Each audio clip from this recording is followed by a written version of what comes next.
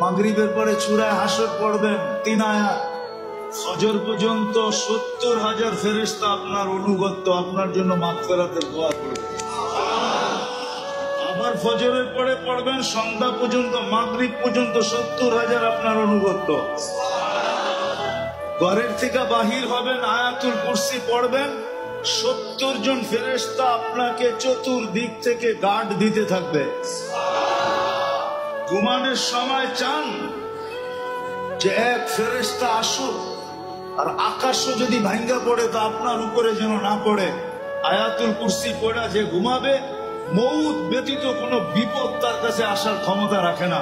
কেননা একজন ফেরেশতা আল্লাহ নির্ধারণ করবে এরকম, আকাশও যদি পড়তে চায় তো হাত দিয়ে সরায় দেওয়ার ক্ষমতা রাখে। আল্লাহ রাসূল দোয়া শিখায় দিছে। কাব ইবনে আহবার রাদিয়াল্লাহু তাআলা আনহু বলেন যে আল্লাহ রাসূল আমাকে দোয়া শিখায় দিছে, আমি ওই দোয়া পড়ি। তা আমার বিশ্বাস যদি আকাশ ও জমিনে আইসা লাগে তাহলে আমি বেঁচে যাব, কেউ বাঁচুক আর না বাঁচুক। কেননা এই দোয়া পড়লে আল্লাহ রাসূল বলছে আকাশও যদি জমিনে আইসা পড়া যায় তো তুমি বেঁচে যাবে, সব মরে মরো। তাহলে আপনি ফেরেশতাও অনুগত করতে পারেন। ওই মানুষটাকে আল্লাহ জানোয়ার কোনোদিন বলতেন না, কিন্তু বলছেন কেন জানেন? বলছে মানুষটা যদি মানুষের মতো মানুষ না হয়।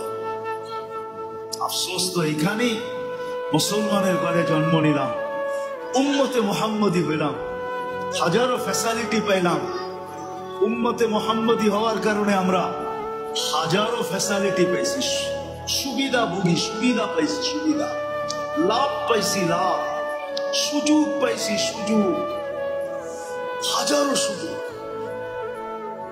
এই সুযোগ কোন উম্মতের ছিল না। আমি একটা দেখাইতেছি, কোন উম্মতের ব্যাপারে উলামা বলতে পারবে না যে এই হাদিস কোন উম্মতের জন্য ছিল।